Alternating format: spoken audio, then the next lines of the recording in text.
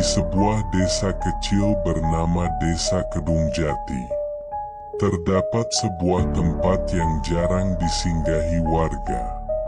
Kuburan tua yang dikenal dengan nama kuburan Nyi Rengganis. Tidak ada yang berani mendekat setelah maghrib, apalagi menyebut namanya sembarangan. Konon katanya, kuburan itu dijaga oleh sosok gaib yang menuntut ketenangan. Malam itu, langit mendung menyelimuti desa. Suara kodok bersahutan, dan angin berhembus pelan, menyusup ke sela-sela rumah-rumah penduduk yang sudah tertutup rapat. Di rumah sederhana di pinggiran desa, tinggal seorang pemuda bernama Bayu, bersama ibunya Buwarti. Bayu adalah mahasiswa semester akhir yang sedang libur kuliah. Ia sering membantu ibunya berjualan jamu keliling. Namun, sejak pulang kampung 3 minggu lalu, ada satu hal yang membuatnya penasaran. Kuburan tua yang terletak tak jauh dari ladang belakang rumah mereka. Suatu malam, Bayu menanyakan tentang kuburan tua itu kepada Buwarti. Tetapi Buwarti melarang Bayu untuk pergi ke sana. Bayu hanya tersenyum. Ia tidak sepenuhnya percaya dengan cerita-cerita mistis yang berkembang di desanya.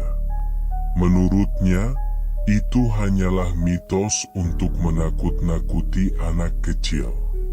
Rasa ingin tahunya terus mengusik pikirannya.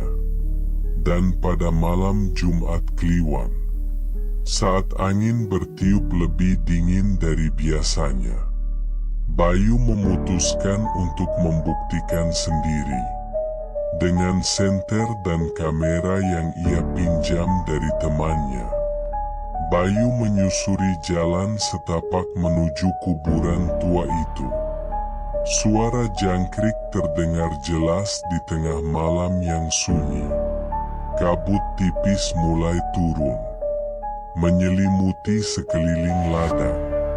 Ketika Bayu tiba di depan gapura batu yang menjadi pintu masuk kuburan, ia merasakan hawa dingin menjalari tulangnya. Gapura itu dipenuhi lumut dan ukiran kuno yang sudah sulit dibaca. Di bagian atasnya, terukir samar tulisan, Nyi Rengganis. Bayu menyalakan kameranya dan mulai merekam. Langkah demi langkah, Bayu memasuki area kuburan. Suasana semakin pekat.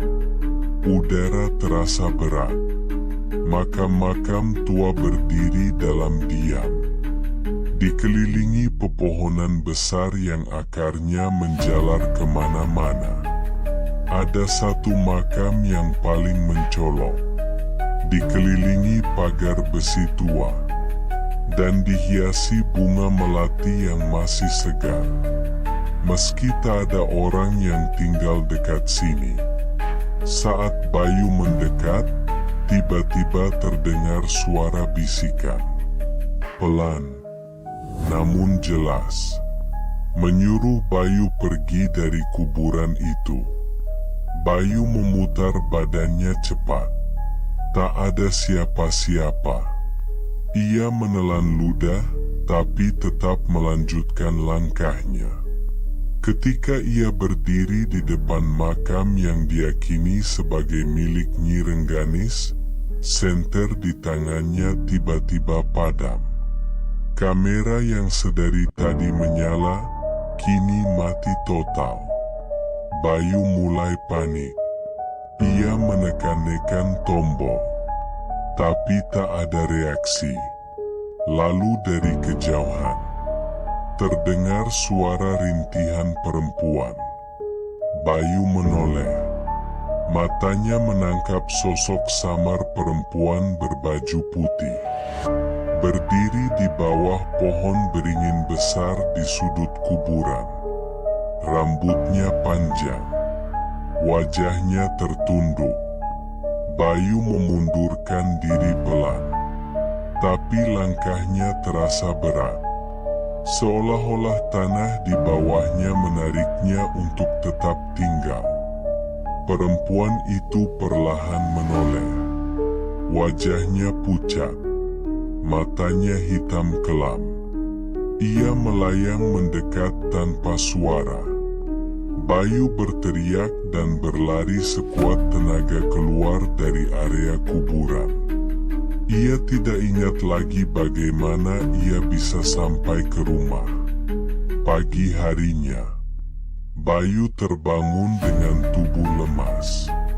Ibunya yang menangis di samping tempat tidurnya mengatakan bahwa Bayu ditemukan warga dini hari tadi di depan gapura kuburan, pingsan dengan mata terbuka lebar. Kamera dan senternya hilang. Sejak malam itu, Bayu berubah. Ia menjadi pendiam, jarang keluar kamar, dan sering berbicara sendiri. Malam-malamnya dipenuhi teriakan dan isak tangis. Bu Warti mencoba membawa dukun, namun tak ada yang berhasil menyembuhkan Bayu.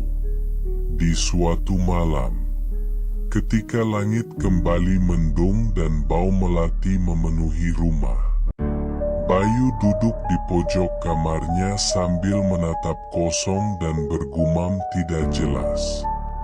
Bu Warti hanya bisa menangis di luar kamar, memohon pada siapapun agar anaknya kembali normal. Tapi tidak ada yang tahu bahwa Bayu telah melihat sesuatu yang tak boleh dilihat. Dan sejak malam itu, ia telah menjadi bagian dari kutukan penunggu kuburan keramat. Hari-hari di desa Kedung Jati kembali berlalu. Namun ketenangan tidak benar-benar kembali. Sejak kejadian malam itu, Bayu bukan lagi Bayu yang dikenal warga. Ia lebih sering menatap kosong keluar jendela, seakan menunggu sesuatu atau seseorang. Bu Warti mencoba segala cara, dari mengundang Pak Ustadz, dukun, bahkan membawanya ke rumah sakit di kota. Namun, hasilnya nihil. Bayu tetap dalam keadaan yang sama. Tubuhnya ada, tapi jiwanya seperti berada di tempat lain. Sampai akhirnya, datanglah seorang pria tua yang dikenal sebagai Ki Surya, mantan juru kunci kuburan Nyi Rengganis. Ia sudah lama meninggalkan desa karena alasan yang tak pernah ia ungkap. Namun, kabar tentang Bayu sampai ke telinganya lewat kerabat jauh. Ki Surya berkata bahwa ini bukan sekadar sakit biasa. Anak itu telah melanggar batas. Ia sudah masuk ke wilayah yang tak boleh dimasuki sembarangan. Ki Surya meminta waktu semalam untuk berbicara dengan Bayu. Malam itu, mereka melakukan ritual di dalam kamar Bayu. Lilin-lilin menyala, dupa terbakar, dan mantra Jawa kuno yang dilantunkan oleh Ki Surya terdengar menggema. Bayu yang selama ini hanya diam, mendadak tersentak. Matanya membelalak, dan ia mengerang keras. Tubuh Bayu menggeliat, lalu terdorong ke dinding. Darah menetes dari hidungnya. Bu Warti berteriak histeris. Namun Ki Surya tetap tenang. Ki Surya berkata kepada Buwarti bahwa Bayu belum sepenuhnya diambil. Tapi waktunya tak banyak. Jika Bayu tidak mengembalikan sesuatu yang ia bawa dari kuburan itu, arwah penjaga tak akan pernah membiarkannya pergi. Buwarti bingung karena Bayu tidak membawa apa-apa dari kuburan tua itu. Ki Surya menggeleng dan berkata bahwa sesuatu yang dibawa Bayu tidak dilihat oleh Buwarti. Tapi Nyi Rengganis tahu. Bahkan sehelai daun atau segumpal tanah bisa menjadi pengikat antara dunia ini dan dunianya. Ki Surya meminta Buwarti bersiap. Mereka akan kembali ke kuburan malam itu juga, untuk mengembalikan apapun yang mungkin telah terambil, dan memohon langsung pada arwah penjaga agar melepaskan Bayu. Tepat tengah malam, di bawah cahaya bulan pucat yang tertutup awan, mereka tiba di gapura kuburan. Angin berembus lebih kencang dari biasanya, dan hawa dingin menusuk tulang. Ki Surya berjalan di depan, membawa dupa dan kendi berisi air kembang. Buwarti mengikuti di belakang, membawa bungkusan kecil yang berisi pakaian Bayu dan sejumput tanah dari telapak kakinya, sesuai petunjuk Ki Surya. Ketika mereka tiba di depan makam Nyi Rengganis, tiba-tiba lampu minyak padam, dan suara perempuan menangis terdengar dari balik pepohonan. Buwarti gemetar, namun Ki Surya tetap berdiri tegak. Ki Surya berseru dengan lantang, "Nyi Rengganis, kami datang bukan untuk melawan." Anak itu tak tahu. Dia tidak bermaksud mengusik. Bebaskan dia dari pengaruhmu. Biarlah dia hidup di dunia, dan engkau tetap di alam tenangmu. Namun yang menjawab bukanlah suara, melainkan angin kencang yang berputar di sekitar mereka, disusul oleh kemunculan sesosok perempuan berbaju putih, berambut panjang, dengan wajah yang pucat, dan mata kosong menatap tajam ke arah Buwarti. Ki Surya menunduk hormat. Lalu dia memohon kepada Nyi Rengganis untuk melepaskan Bayu. Sosok itu melayang perlahan mendekat, dan tatapannya menembus hati Buwarti. Ibu itu jatuh berlutut, menangis sambil memohon agar Bayu dikembalikan dan jangan diambil. Setelah beberapa saat yang mencekam, sosok Nyi Rengganis menunduk, lalu melayang mundur. Ia menunjuk ke arah pohon beringin di pojok kuburan.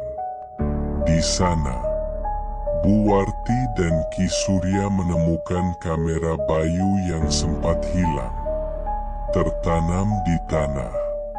Ki Surya mengambilnya perlahan, lalu meletakkannya di atas pusara Nyi Rengganis, bersama bungkusan tanah dan air kembang.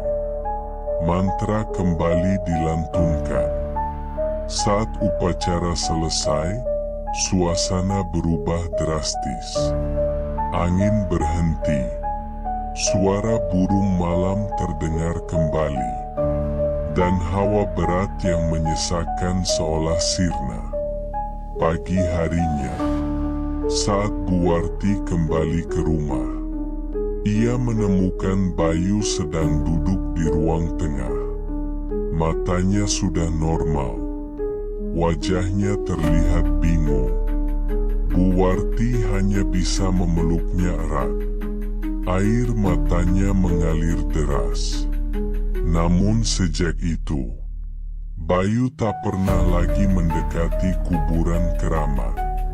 Kamera yang sempat ia bawa rusak total. Memorinya kosong, seakan tak pernah merekam apapun. Tapi sejak malam itu juga, Bayu bisa merasakan sesuatu yang berbeda. Ia bisa mendengar suara-suara yang orang lain tak bisa dengar. Bisa melihat bayangan yang melintas di sudut matanya. Mungkin Nyi Rengganis memang telah melepaskannya, tapi tidak sepenuhnya. Karena sekali seseorang menjejakkan kakinya ke tanah keramat, jejak itu takkan pernah hilang.